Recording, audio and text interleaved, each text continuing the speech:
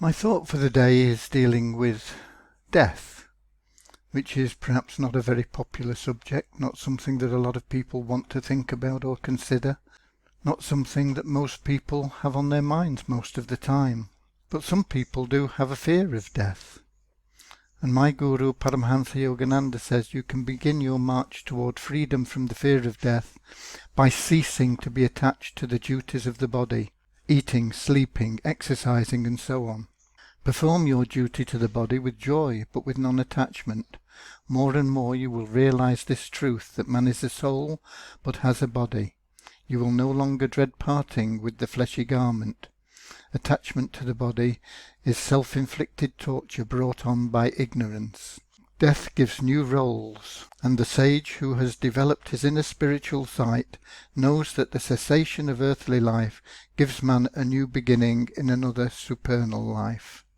But what brought me to think about death today is that I'm faced with the loss of a loved one, someone who I'm very privileged to have known, and probably one of the most loving people that I've ever come across. And it seems that her time is near. And how do we deal with the death of a loved one, which we have to deal with far more often than the thought of our own death? Parents leave us, friends leave us, relations leave us, acquaintances leave us. All around we see people dying, personalities, stars, sportsmen, and always we have to deal with this. The closer the people are to us, the more difficult it becomes.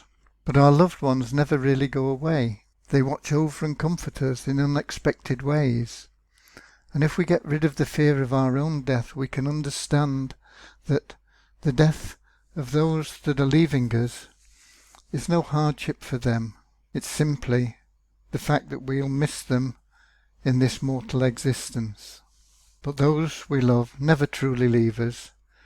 There are things that death cannot touch. And so, my thought for the day is to cherish your memories and understand the process of death, and that while it's natural to grieve, understand that we're grieving for ourselves because we're going to miss the close association we had with those who departed.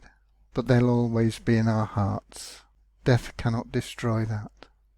And that's my thought for the day. God bless.